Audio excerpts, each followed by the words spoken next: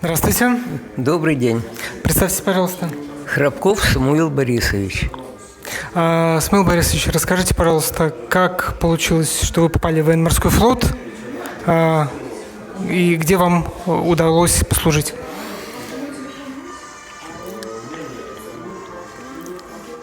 Значит, после окончания школы, да, во-первых, я блокадник. Родители погибли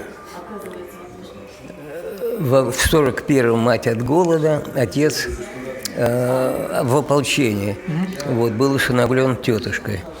Вот. Значит, в 46-м начал школу, в 56-м окончил школу.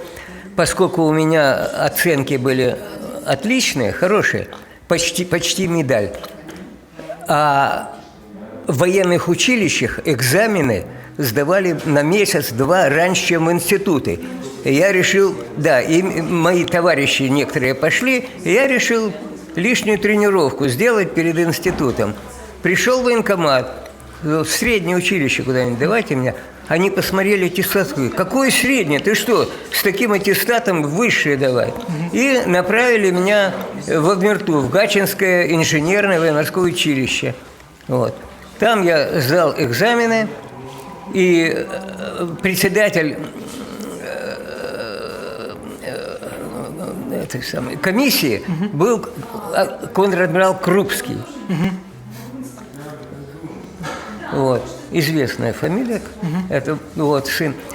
И только благодаря ему, значит, я попал в училище.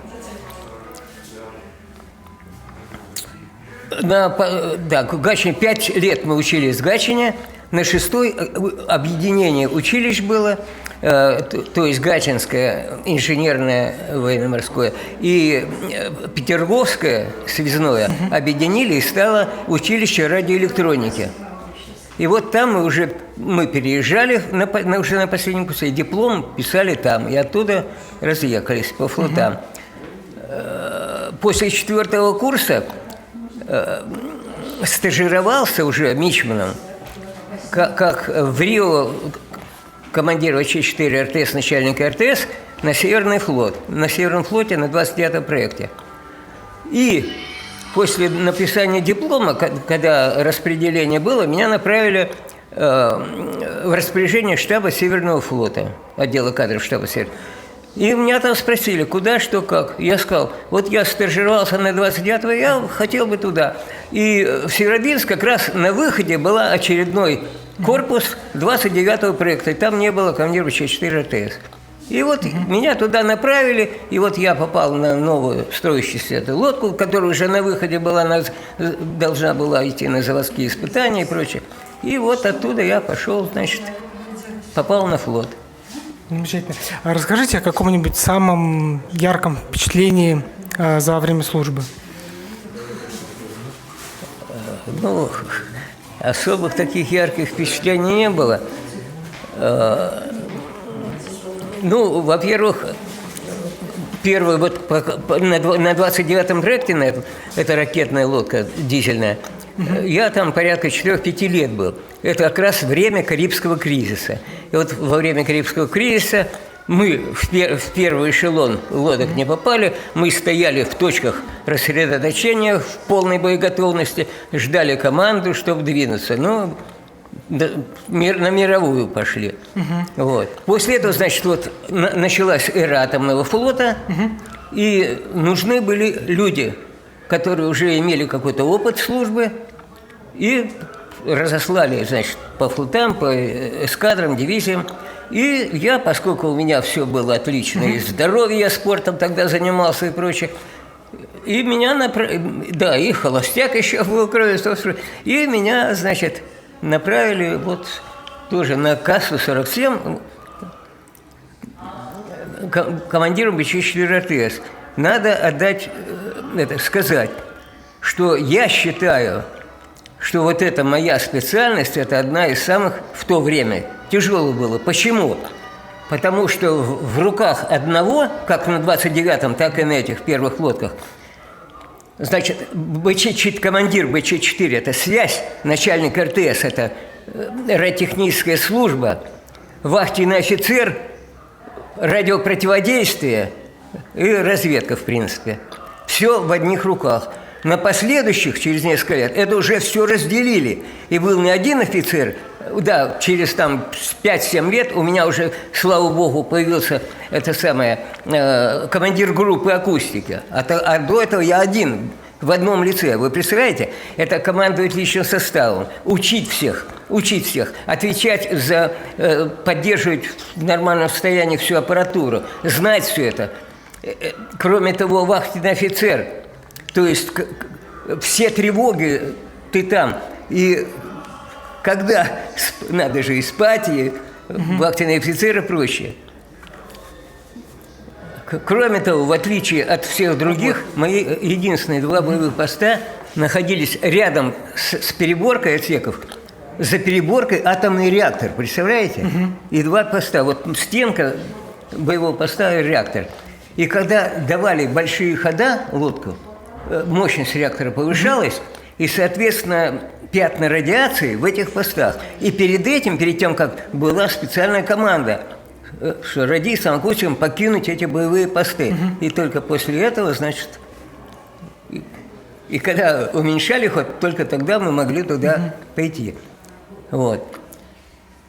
Значит, уже вот говорилось, значит, наша лодка, вот чем вошла в историю, что единственное в истории, я не считаю не только флота Советского Союза, но и всех флотов, в один год 3 автономки, глубоководное погружение, стрельба на приз главкома и прочее.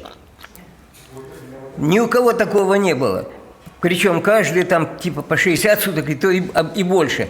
Это мало того, что когда лодка возвращалась, уже в принципе кончались продукты, ничего не было. Нас настолько боевая лодка была по сравнению с другими, что нас еще оставляли на 10 суток или больше в полигоны боевой подготовки выполнять какие-то задачи. На лодке уже не было питания, уже питались как на необитаемом острове. И приходили, и нас еще задерживали. Вот. Кроме того, значит, интересный момент, вот вы сказали, что запомнилось. Не помню, в каком году, примерно 62-63, когда начиналась эра космонавтики, Гагарин и прочее, и корабли еще маленькие эти были, так, место. Неизвестно было, откуда брать космонавтов, с летчиков или с подводников, потому что долгое время в замкнутом пространстве, в отрыве. Похожие условия, поэтому... Да. И поэтому, значит,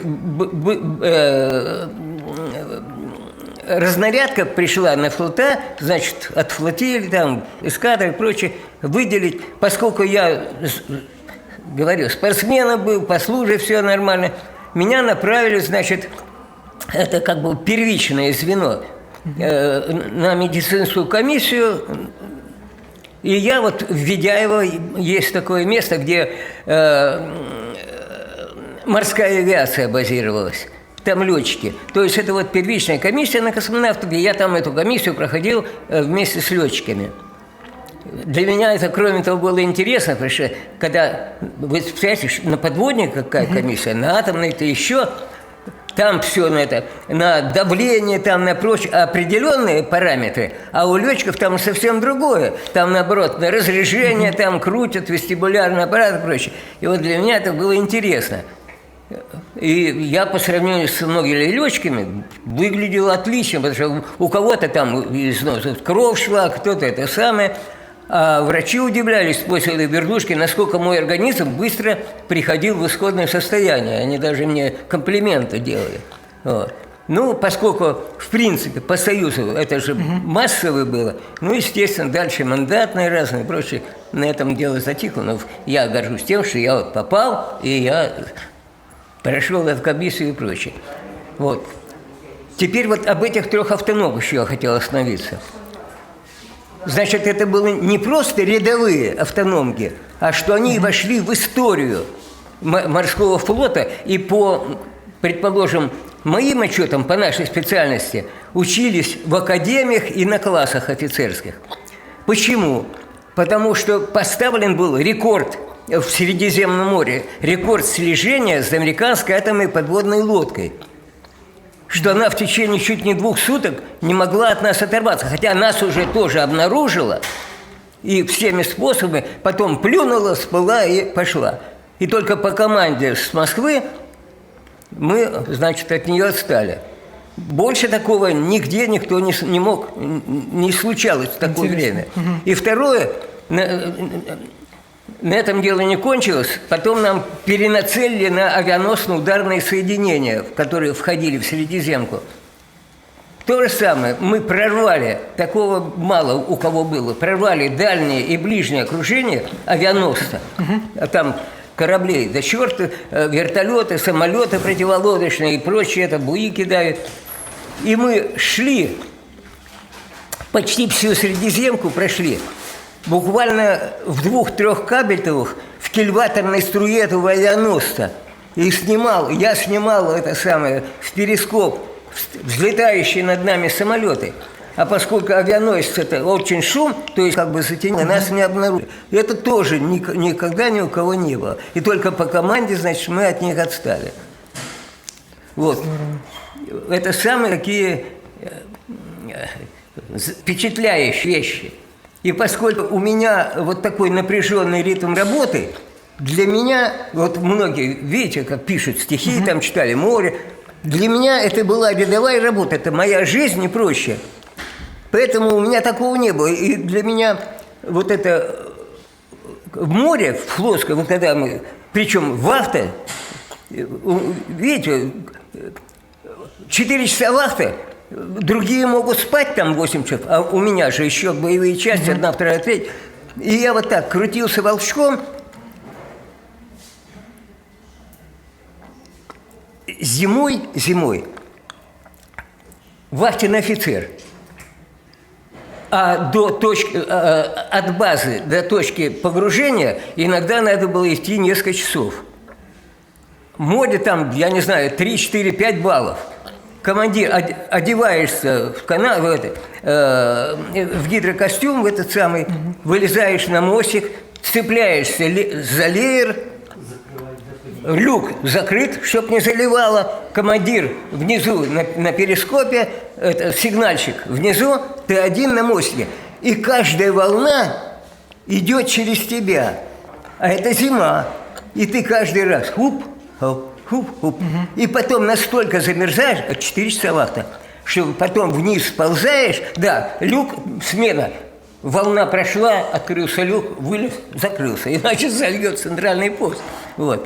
И после этого, значит, раздеваешься, бежишь в турбинный отсек, а там 45-50 градусов, и там отогреваешься.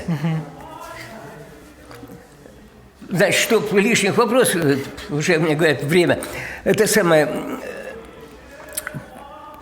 значит, исполнилось 40 лет выслуги. В то время с флота не уйти было. Значит, поскольку, да, я единственный, наверное, я не знаю, из всего военно-морского флота от выпуска из училища до пенсии прослужил на одной должности. Таких не было. 3 раза я посылал в академию, меня, вопреки всем законам и постановлениям, для вас места нету. И у меня было на эскадре прозвище «Вичо», вечно исполняющий чьи-то обязанности. Флагманский уходит в отпуск один, я за него. Связист. РТС уходит в отпуск, я за него. Противодействие радиохимическое уходит в отпуск. Короче, и все время. И вот сейчас многие адмиралы, которые, я у них в свое время принимал задачи, когда они еще были там командирами МЧ или групп. Вот. Значит, короче, удалось мне через Москву.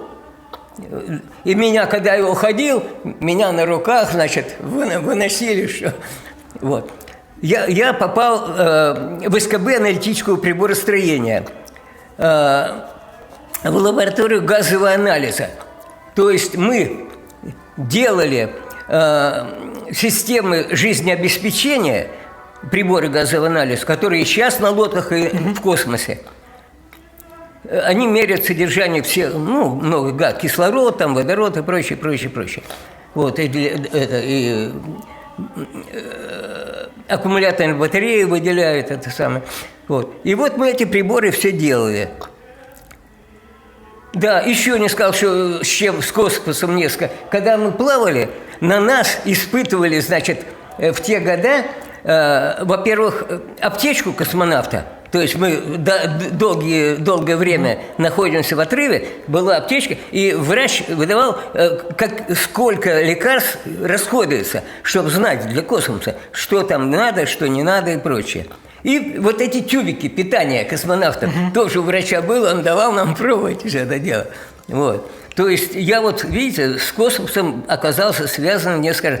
Вот. И после того уже в 2000 каком-то году, когда распадалось все и вся, я перешел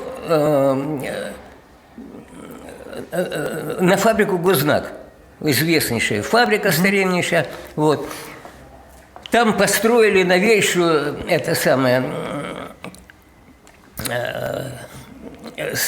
станцию водочистки. Для бумаги надо много воды и прочее. И вот я там оператором работал.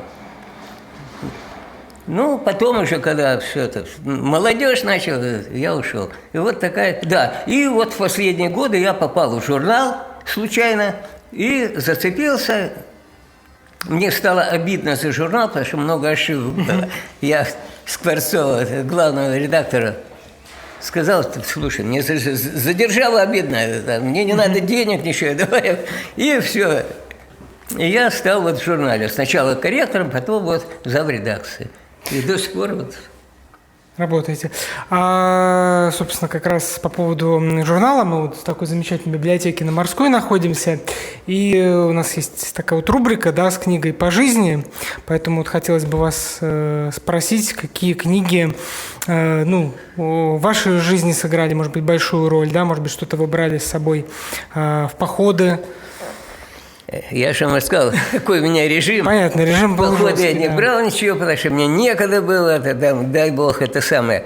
А так, я и сейчас вот в редакции, я собрал, как я говорю, народную библиотеку. То есть во многих библиотеках до ковида люди приносили книги, и в стол вначале они раскладывали, что я... Перед работой заходил каждый раз, выбирал то, что мне интересно, что я знаю, людям интересно будет. И у меня сейчас образовалась целая библиотека народа. И у нас, когда мероприятия, я всех приглашаю, приходят, берут или в свою библиотеку, или кому-то что-то интересно. Там и классика, и детская, и морская тематика, и исторические, там, и уникальные издания попадались. А с точки зрения, слушайте, десятки авторов, нет таких, которые бы не вот это мой. Как говорится, не сотвори себе кумира. И современных очень много, когда иногда читаешь, и слезы льются, понимаете? Вот. И старинных. И вот... На флоте было времени мало, сейчас стало больше, поэтому наверстываете упущенное. Я могу сказать, что вот это поэтическое начало у меня начало проявляться. Первый раз, я помню, в 9-10, да, школы-то разные. Раньше были мальчики отдельно, девочки отдельно, и уже в 9 классе объединили. И вот тогда я первое стихотворение написал, я помню. Причем там была такая фраза, как бы потом оказалось, что вот «Пиши, пиши как много больше, ведь труд писателя тяжелый, но большой, средь сотен раковин жемчужниц находишь жемчуг лишь в одной». И у меня подруга моя школьная, она как раз потом в университет пошла по этой линии, вот это я ей написал, и вот для меня это оказалось как-то, вот. И потом на вахтах, на флоте, вахты, там же смена, трехсменка, что-то не так сделал предыдущий, я ему в стихах стихотворные пишу, в черновом, в чистовом нельзя вахтам ждать. Моя смена приходит через сутки, он мне ответ. Вот. Но это мелочь, а основное, раз в месяц приходило письмо от жены, когда на берегу мы стояли. Я целый день занят. В 12 ночи или там позже, когда все спать легли, прихожу в каюту, в иллюминатор луна смотрит, я достаю это письмо и смакую его. И потом в стихах на нескольких листах пишу ответ. Вот откуда начало пошло. Здорово. Здорово. Да, а потом, когда уже в СКБ аналитическое приборостроение и в знаке, ни один день рождения, ни одно юбилей, ни один праздник не приходился без меня. То есть я был основа, да, еще между разными отделами. У нас научно-исследовательская лаборатория, там мы же приборы делали и прочее, конструктора. У нас как бы соревнование было. И везде, значит, мои эти вирши. У кого юбилей, там, вплоть до того, что у директора, начальницы отдела, она же не может, она мне, директору надо написать, или у начальника отдела. И вот у меня образовалось трехтомник.